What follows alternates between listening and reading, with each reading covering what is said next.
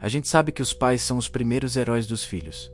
Mas e quando um pai precisa se tornar um herói para ele mesmo? Em Stranger Things, Jim Hopper começa como um xerife rabugento e cético de uma cidadezinha pacata. Um homem afogado na dor da perda da filha e no fundo de uma garrafa. Ele é um arquétipo do homem quebrado.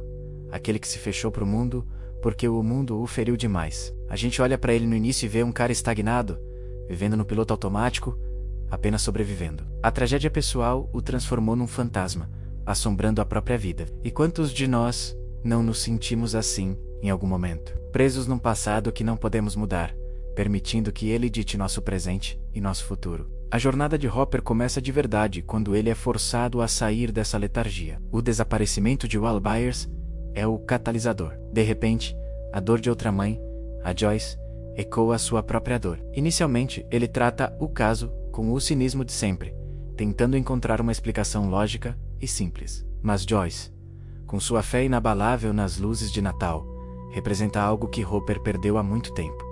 A esperança, a intuição, a crença no impossível. Ela é a chama que começa a derreter o gelo ao redor do coração dele. É nesse confronto entre o ceticismo dele e a fé dela que a primeira rachadura, na armadura de Hopper, aparece. Ele começa a se permitir questionar a realidade dura e fria que ele mesmo construiu para se proteger. A virada de chave acontece quando ele decide investigar por conta própria. Quando ele começa a acreditar em Joyce, mesmo que contra todo o seu bom senso. Ao entrar no laboratório de Hawkins, ele não está apenas entrando num lugar físico, ele está entrando no seu próprio inconsciente, no seu próprio mundo invertido pessoal. É lá que ele confronta não só os monstros literais, mas também os monstros internos. A culpa, o luto, a impotência que sentiu com a morte da filha. Cada passo que ele dá em direção à verdade sobre o Al é um passo em direção à sua própria cura. Ele para de fugir da dor e começa a usá-la como combustível. A busca por Wal se torna uma redenção pessoal. E então, Elevan aparece. Uma menina perdida, assustada e com poderes extraordinários. No começo, a relação é puramente protetora, quase funcional. Mas aos poucos, ela se torna a filha que ele perdeu, e ele se torna o pai que ela nunca teve. Cuidar de 11 obriga Hopper a confrontar sua paternidade de frente. Ele comete erros, é claro. Ele é superprotetor, às vezes controlador, tentando impor regras rígidas para mantê-la segura. É o medo de perdê-la, o mesmo medo que o paralisou por anos. Mas a diferença é que agora ele não desiste.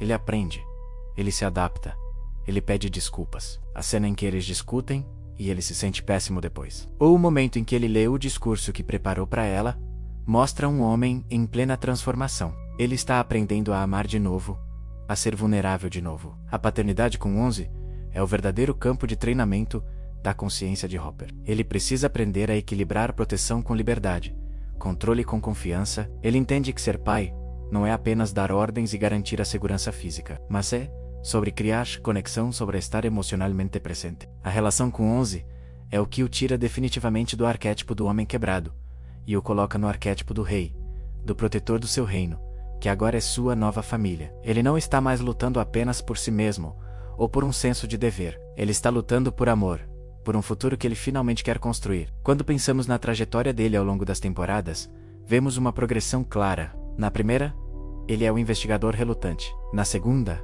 ele é o pai protetor, aprendendo a lidar com uma filha adolescente superpoderosa. Na terceira, ele está tentando navegar as complexidades de ser pai de uma adolescente com um namorado, enquanto lida com uma ameaça russa. E é no final da terceira temporada que seu sacrifício se torna o auge de sua jornada. Ele, que começou como um homem que não se importava em viver ou morrer, escolhe se sacrificar para salvar todos que ama. Ele finalmente encontra um propósito maior do que sua própria dor.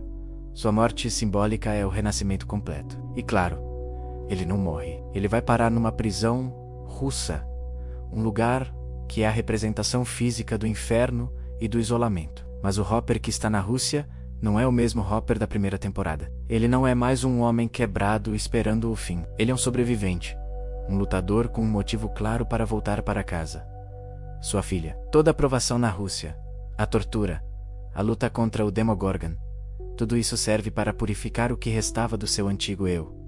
É a prova final. Ele precisa sobreviver não por instinto, mas por vontade, por amor. Ele precisa se tornar a versão mais forte e resiliente de si mesmo, para poder reencontrar sua família. A história de Jim Hopper é uma aula sobre como a consciência pode sim mudar o destino. Ele poderia ter permanecido o xerife bêbado e amargurado de Hawkins até o fim de seus dias. Esse era seu destino provável, baseado nas suas condições iniciais. Mas ao se permitir sentir, ao se abrir para novas conexões, ao assumir responsabilidades e principalmente ao escolher o amor, em vez do medo, ele reescreveu completamente sua história. Ele não mudou o passado. A dor da perda da filha Sarah sempre estará lá. Mas ele mudou a forma como esse passado o definia.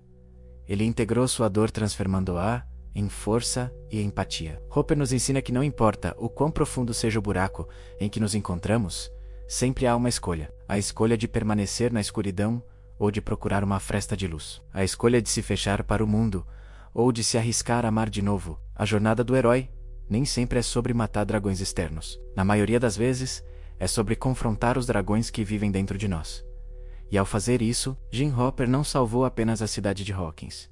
Ele salvou a si mesmo, e nos deu um dos arcos de personagem mais humanos e inspiradores da cultura pop. Ele é a prova de que a verdadeira força não está em nunca cair, mas em quantas vezes você decide se levantar. Se você chegou até aqui, já percebeu que Jim Hopper não é só um personagem. Ele é um espelho de quem aprende que consciência muda destino. A jornada dele nos mostra que mesmo a dor mais profunda pode ser transformada em propósito quando decidimos agir, conectar e amar. Se esse vídeo te ajudou a enxergar isso de alguma forma, curte, comenta qual foi o momento do Hopper que mais te marcou e compartilha com alguém que também ama Stranger Things. É assim que o algoritmo entende que esse tipo de conteúdo profundo e humano precisa alcançar mais pessoas. E se você quer continuar explorando personagens, arquétipos e consciência com a gente, se inscreve no canal. A gente se vê no próximo vídeo. Até lá, observe seu estado interno. Ele está criando muito mais do que você imagina.